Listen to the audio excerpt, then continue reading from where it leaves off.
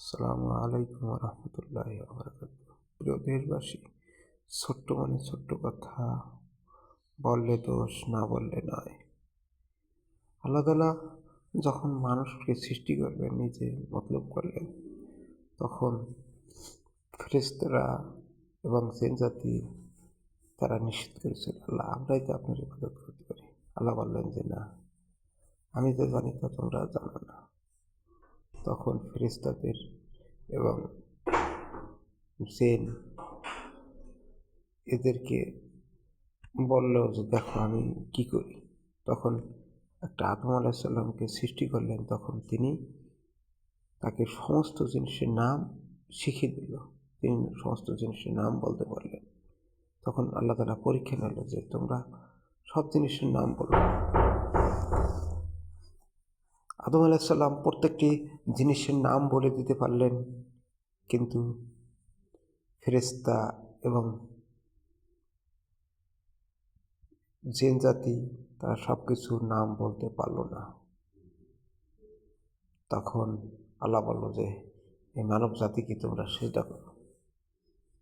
প্রত্যেকটা জিন ফেরেশতা সবাই সিজদা করলো। ইবলিস শয়তান সে সবচেয়ে সবার সর্দার হয়েছিল, ফেরেশতাদের সর্দার হয়েছিল।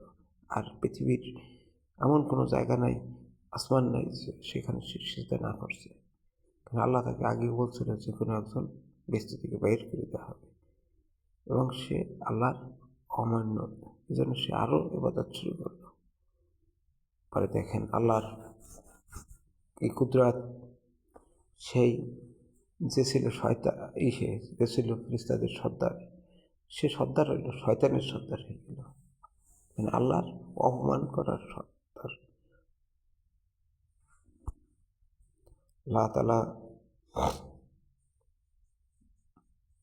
আল্লাহ তাআলা বলল যে সিজদা করো, কিন্তু সিজদা করিল না, তাকে বেহেশত থেকে বের করে দিল।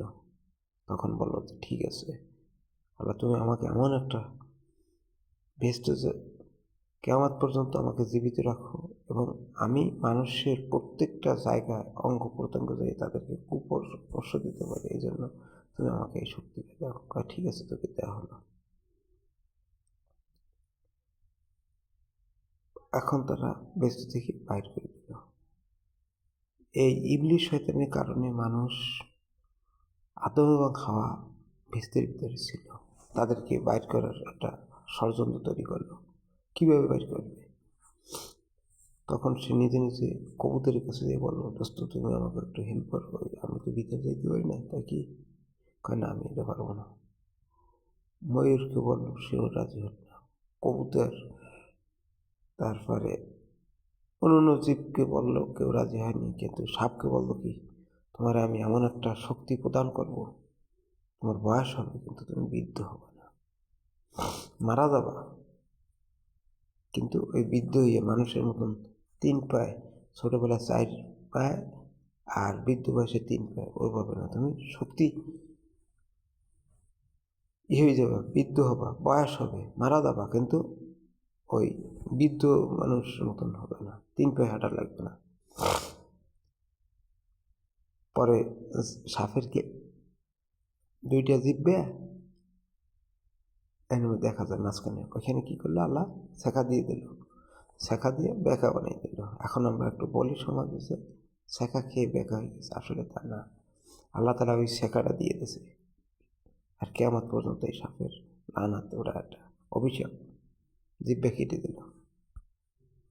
আমার কথা হলো কি, আপনারা লাইক শেয়ার করবেন। এবং আমি যেসব কথা বলি, বাংলাদেশে কি রাজনীতি শুরু হয়েছে, 71 জিয়াউর রহমানের অবদান রয়েছে, মুজিবুরের অবদান রয়েছে।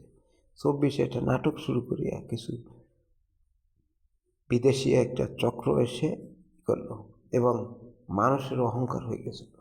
সাবেক প্রধানমন্ত্রীর একটি অহংকার হয়ে গেছিল, আমার কাজের লোক 400 কোটি টাকার মালিক, তিনি যদি কথা না বলে বলতেন যে অবশ্যই যারা দুর্নীতি করেছে এদের বিচার হওয়া উচিত, কিন্তু তা তিনি বলেননি। তিনি আরও তাকে উৎসাহিত করছে।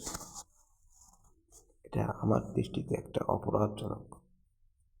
এদেশের যদি সাধারণ জনগণ আরও 10,000 লোক মারা যাইতে, তাদের কিছু হইতো না।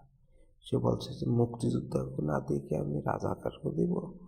এই এক কথা, এক ইসে সমস্ত ছেলেমেয়েরা কয়, তুমি কে? তুমি কেডা? রাজাকার। আমি কেডা? রাজাকার। কইছি কেডা? স্বৈরাচার। এই এই স্লোগানটা দিয়েছিল। ওই সময় আবার কিছু কিছু পোলাপানি, তুমি কেডা? তুমি কে? তুই হেরামি না দুই হেরামি।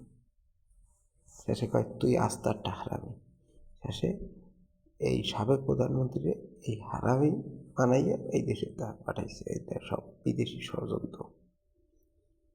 আমাদের কি করতে হবে? একটা জাল, গ্রামগঞ্জে ঝাঁকি জাল হোক বা জাল পাতলে পাখি অথবা মাছ বাদে, এখন এই মাছকে যদি ছাড়াই না দেওয়া হয় তাহলে কি হবে? পাখি অথবা মারা যায়। শিকারি যদি জাল পাতে তাহলে বাঘ বা হরিণ বেঁধে যায়, তাহলে এটারে ছাড়াইতে হবে।